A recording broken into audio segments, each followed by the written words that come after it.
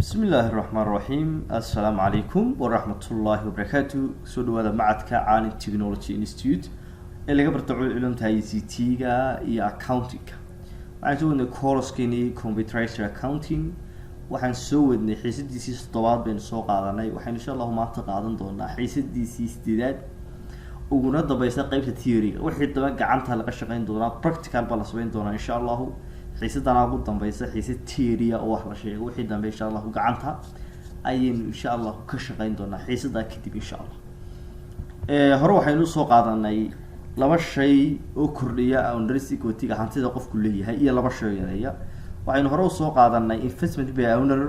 in ownerku meesha hantiiluhu uu maalgeliyo oo lacag dheeraad ah ku daro additional investment baa loo yaqaanaa waa increase owner equity-giisa bay kordhinaysaa ama hantidiisa revenue-gu haddii shirkada dakhli badan soo galaan hantidiisa baa kordhaysa laba shayna way yareeyaanoo drawing-ka yareeya ama withdrawing hadduu lacag la baxo expense hadduu kharashaad badan galo meheradu ay gashana hantidiisi bay yaraanaysaa marka hantidiisi bay yaraanaysaa way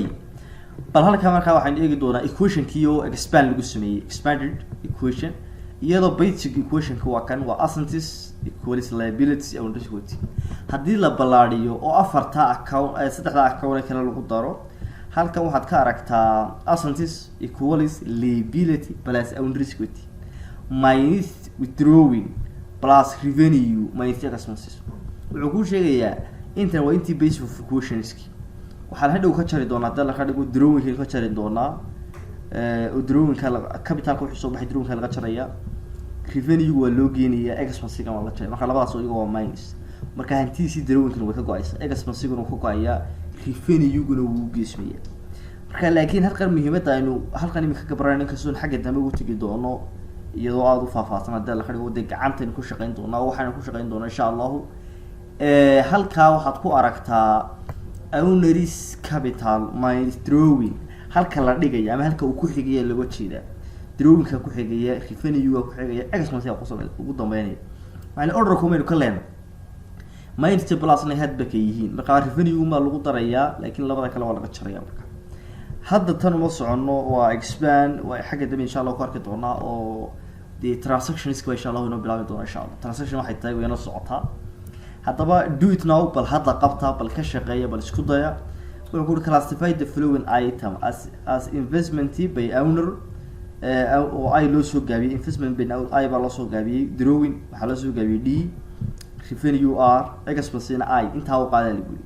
indicate whether each item increase or decrease owner equity ashiyada halkan ku taallay afarta waxaad noo sheegtaa kii owner equity-ga yareynaya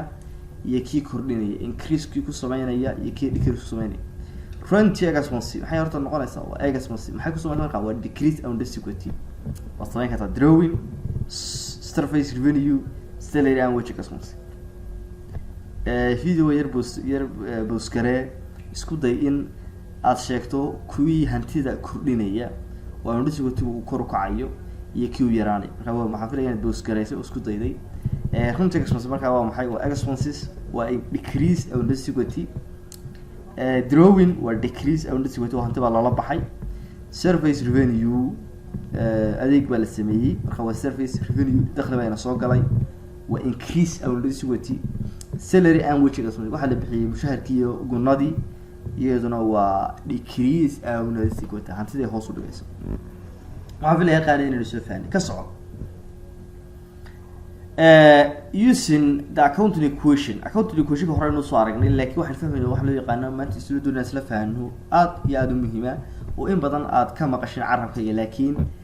halkan aynu ku fahmi doono insha Allah wax loo yaqaan transaction ama business transaction horta transaction Soomaali waxay noqonaysaa dhacdo ay Soomaali noqonaysaa waa transaction Soomaali dhacday noqonaysaa dhacdo maxaa loo yaqaan wuxuu ku leeyahay are the business economic event recorded by accountants waa dhacdada dhaqaale ee dhacday taas oo la diiwaan geliyay account kala duwan lagu diiwaan geliyay account baa lagu diiwaan geliyay marka horta transaction dad maqasho waa dhacdo in sharixi doona 10 kan isla wixii ka sharixaysa taa waxa dhacdan noqon kariyo waxa noqon kariyo laakiin dhacdada waxa dhashay kasto oo ganacsiga ka dhacay dhacdo hadii iib dhaco dhacay iib baa dhacday hadii tusaalahaan ku wax soo iibsano dhacday iib baa soo tusaalahaan dhacday haddii aynu kharash bixino dhacda kharash baa baxday haddii tusaalahaan dakhliga soo galo dhacdo dakhli baa soo gashay haddii tusaalahaan meherad wax kastoo meherad ay samayso transaction dhacda loo yaqaan haddaba wuxuu ku leeyahay waa dhacdo dhaqaale oo lagu diiwaan geliyay account lagu diiwaan geliyay haddaba transactionku internal uu noqdaa external uu noqdaa wanaagii doona halkan equation-kii waynu soo xasuusinaya equation hore aynu soo aragnay hadda ku noqon mayno bal transaction haddaba muxuu noqon karaa wuxuu ku leeyahay transaction maybe transaction wuxuu noqon karaa afarta qodob shayga laga helo ayaa transaction noqonay afarta qodob shayga laga helo ayaa transaction noqonay afarta hadaan mid kamid laga waayo shaygaasi is not transaction dhacdo ma number 1 be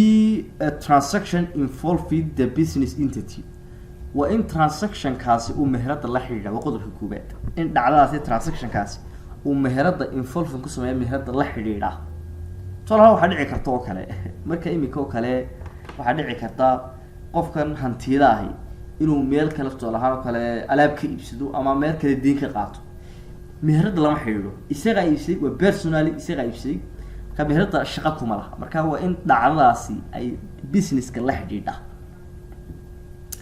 waxa kale number 2 ya be of a financial character in certain amount of money wa in ay shaygaasi lacag lagu sheegi karo oo lacag lagu qiyaasi karo dhacdada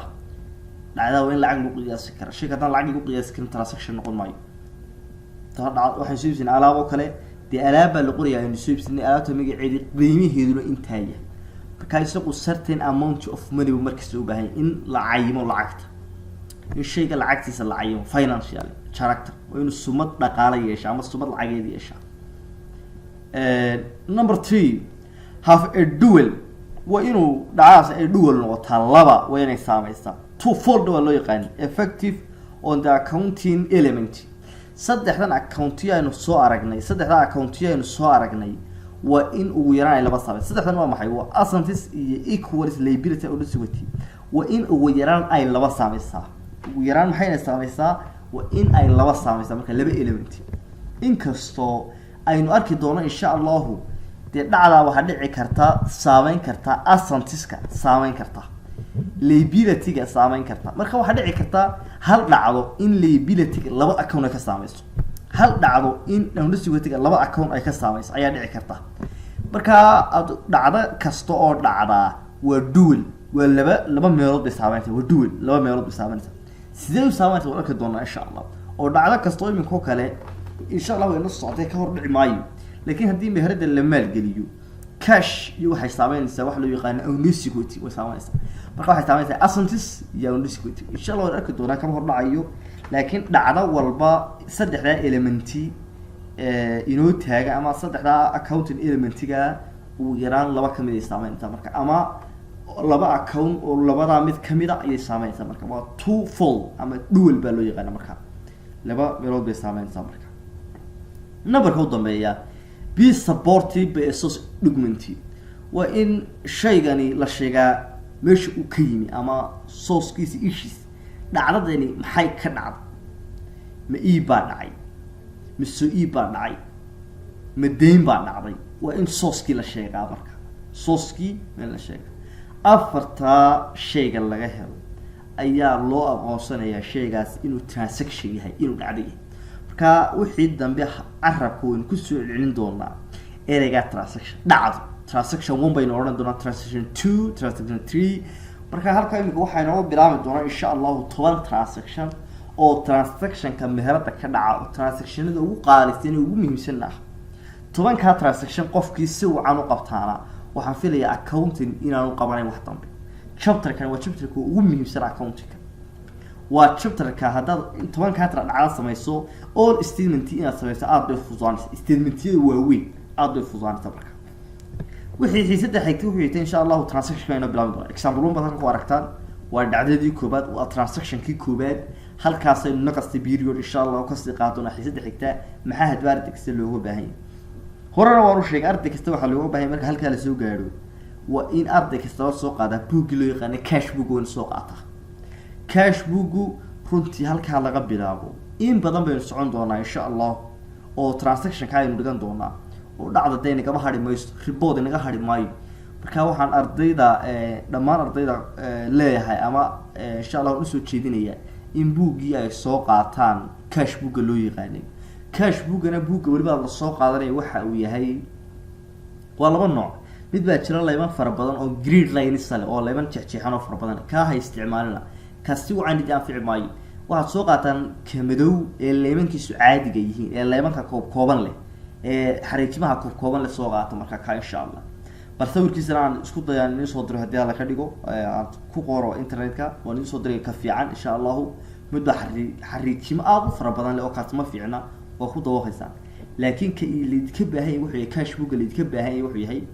ka runtii aan sawirkiisa idin soo diri doono insha allah.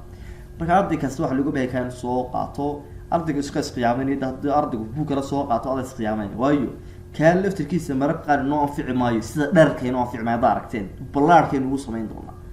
marka buugaasi muhiimad aad u muhiimad ballaaran buu inoo leeyahay. marka muhiimad aad u ballaaran buu inoo leeyahay. waxa buuga laga soo heli karaa madbacadaha waa laga soo heli karaa insha allah buugaasa cash buugaasa hadii la ka dhigo in anfacaya xiisada xigta hadii la ka dhigo insha allah halka ayaynu kasi aan baqaadi doonaa hadii la ka dhigo. waa mahadsantihiin. wassalaamu calaykum waraxmatullaahi wabarakatuh.